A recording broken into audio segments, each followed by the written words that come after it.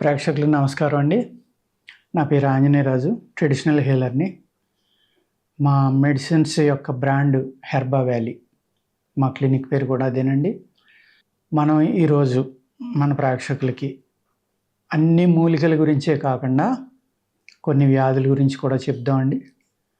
మనకి భావశ్రీ అంటారు. అదే మూలశంక అంటాం. అయ్యే పైల్స్ అంటాం. అర్థమైంది కదండీ. అనేక పేర్లతోటి రకరకాలుగా పిలుస్తూ ఉంటాం. ఇది 6 రకాలుగా ఉంటుందండి. ఒకటేంటంటే మన మేనమామలకు కానీ వంశపారంపర్యం. మన పెంతల్లి, పెత్తల్లికి కానీ, నాన్నగారు అన్నదమ్ములకు కానీ, అప్పచెల్లెళ్ళకి కానీ, మేనత్తలు ఇలాగా అటునుంచి ఇటునుంచి కూడా ఎవరికైనా ఉంటే కూడా రావచ్చండి. అలా వచ్చింది కొంచెం లేట్‌గా తగ్గుతుందనమాట. వాతం, పిత్తం, కఫం అనేది 3 రకాలుగా వస్తుంది. అదేవిధంగా ఇది పెయిన్ ఉంటుంది, పెయిన్ లేనిది ఉంటుంది, బ్లీడింగ్ ఉంటుంది, బ్లీడింగ్ లేనిది కూడా ఉంటుందండి. ఇన్ని రకాలుగా వస్తుంది. అలాగే కొంతమందికి ఒకటే పైల్స్‌లో ఒక 2, 3 మొలకలు ఉన్నవాళ్ళు, ఒకటే ఉన్నవాళ్ళు ఇలా రకరకాలుగా ఉంటారనమాట. ఇందులోనే మళ్ళీ ఇంటర్నల్ పైల్స్ అని ఉంటాయండి.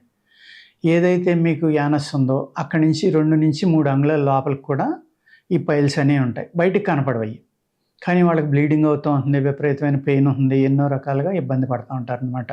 అందుచేత ఈ పైల్స్ గురించి పూర్తిగా తెలుసుకోవడం అనేది మంచిదండి. అందరూ కూడా అన్నీ ఒకే రకం అనుకోవడం, ఒకే మందు వాడడం, ఒకే రకంగా చేయడం వల్ల ఏమవుతుందంటే వేడి చేసి వచ్చిందని అందరి నమ్మకం, చాలామంది నమ్మకం అనమాట. ఏమంటారంటే, సార్ మాకు చికెన్ తింటే వచ్చేస్తుంది, మసాలా తింటే వస్తుంది, లేకపోతే కారం తింటే వచ్చేస్తుందండి ఇమీడియట్గానే అంటారు. కానీ అలా కొంతమందికి వస్తుంది. కొంతమంది ఆనపకాయ తిన్నా వస్తుంది, దోసకాయ తిన్నా వస్తుంది, పెసరపప్పు తిన్నా వస్తుంది. ఈ 3 కూడా వాతకర పదార్థాలు. చేత వాతం వల్ల వచ్చినవి అయితే వాత పదార్థం తింటే ఎక్కువైపోతుందండి. వేడి వల్ల వచ్చిందైతే మీరు అన్నట్టుగా ఈ చికెన్ లాంటిది, కారం ఎక్కువ తినటం, లేకపోతే మసాలా ఎక్కువ తినటం వల్ల కూడా ఇబ్బంది రావచ్చు అనమాట. వీటిల్లోనే మళ్ళీ బ్లీడింగ్ పైల్స్ కూడా ఉంటాయని చెప్పాను కదండి. వీటికి అద్భుతమైన ట్రీట్మెంట్ మన దగ్గర ఉందండి. ఈ బ్లీడింగ్ పైల్స్ కూడా చాలామందికి ఒక ఏజ్ ముదిరిపోయాక 60 ఏళ్ళు, 70 ఏళ్ళు, 75, 80 వచ్చిన వాళ్ళకి ఏమవుతుందంటే వాళ్ళ శరీరం పట్టు వదిలేయటం వల్ల ఏమవుతుందంటే బ్లీడింగ్ చాలా ఎక్కువైపోతుందండి. ఎక్కువైపోయి అనీమిక్ కింద అయిపోయి చనిపోవడానికి కూడా అవకాశం ఉందన్నమాట. డిహైడ్రేట్ అయిపోయి బాడీ, లేకపోతే కిడ్నీ ఎఫెక్ట్ అవ్వచ్చు, హార్ట్ అటాక్ అవ్వచ్చు.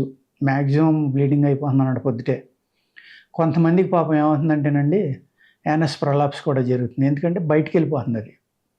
ఈ మోషన్ గట్టిగా వెళ్ళడం వల్ల కానీ, ఈ బ్లీడింగ్ ఎక్కువ అవడం వల్ల, ఈ పైల్స్ వల్ల ఆ పేగు అనేది పట్టు వదిలేసి వీక్ అవ్వడం వల్ల ఏమవుతుందంటే 1-2 ఇంచెస్ బయటకు వచ్చేస్తూ ఉంది. ఆ ముసలివాళ్ళు పాపం దానికి మళ్ళీ నూనె రాసి తోసుకోవడం, ఆ తోసుకున్నప్పుడేమో గోళ్ళు తగిలి బ్లీడింగ్ అయిపోవటం, ఇంకా అనేక రకాల ఇబ్బందులు అనుభవిస్తూ ఉంటారు. అలా అక్కర్లేకుండా కూడా మన దగ్గర ట్యాబ్లెట్స్ ఉన్నాయండి. అది మోషన్ అయిన తర్వాత ఒక ట్యాబ్లెట్ కొబ్బరి నూనెలో ముంచి కనుక పెడితే ఇమీడియట్గా అది వారం రోజుల్లో సెట్ అయిపోయి ఇంక బయటికి రాకుండా ఉంటుంది. నెక్స్ట్ ఏదైతే మన దగ్గర ఉన్నాయో 10 days ట్యాబ్లెట్ ఒకటి ఉంటుందండి. అది 10 రోజులు కూడా మీరు ఎర్లీ మార్నింగ్ లేవగానే పరగడుపున వేసుకోవాలి. అలాగే మీరు వేడి శరీరం అయితే ఈ చికెను, ఈ వేడి చేసి పదార్థాలు ఇక్కడ ఒకటేనండి. డాక్టర్ కంటే అబ్జర్వేషన్ మీకు ఎక్కువ ఉండాలి.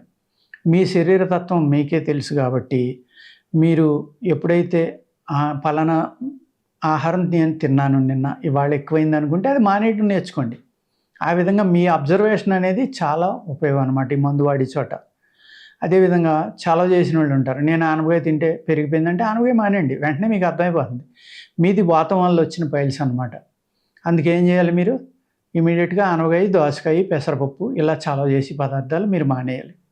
అలాగే కొంతమందికి ఎక్కువ దురద ఉంటుంది, లేకపోతే పులుపు తింటే వచ్చేస్తుంది, లేకపోతే పైత్యం చేసేవి అంటే ఒక వేరుశనగ కానీ, డ్రై ఫ్రూట్స్ కానీ, ఇలాగా వంకాయ కానీ ఇలాంటివి తింటే పెయిన్ ఎక్కువ అవుతుంది. వాళ్ళకేంటి పైత్యం వల్ల వచ్చింది, వేడి వల్ల వచ్చింది అనమాట. వాత పిత్త కఫాలు అన్నాం. పిత్తం అంటే పైత్యం ప్లస్ వేడి 2 వస్తాయి.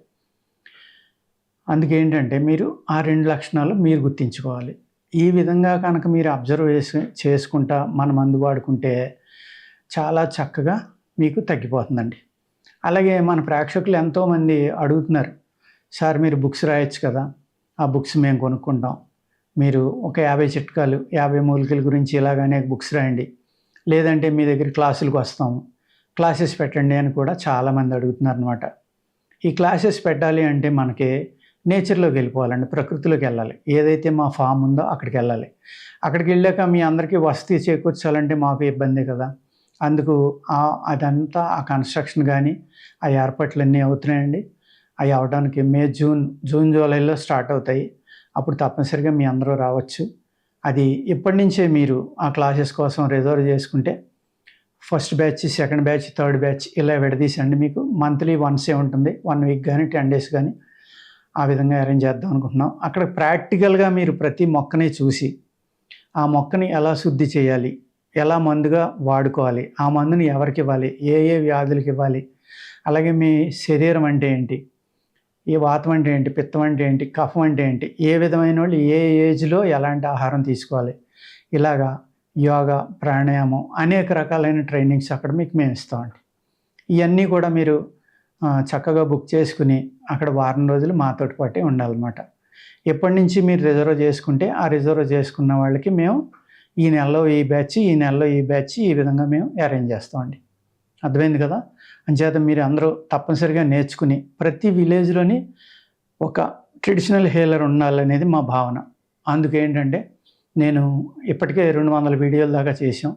ఎంతోమందికి పుస్తకం తీసుకొని రాసుకోమన్నాం. అనేక మందికి అవగాహన కల్పిస్తున్నాం. ఈ అవగాహన ప్రాక్టికల్‌గా కూడా మీకు వచ్చిందనుకోండి, మీరు రేపొద్దున మీ స్నేహితులకు గానీ, మీ ఊళ్ళో గానీ, మీ కుటుంబంలో గానీ, మీ సొంతంగా గానీ అనేక చిన్న చిన్న ప్రాబ్లమ్స్ నుంచి అన్నిటి నుంచి పెద్ద ప్రాబ్లమ్ వరకు బయటపడటానికి అవకాశం ఉంటుందన్నమాట. ఓకేనండి. నమస్కారం.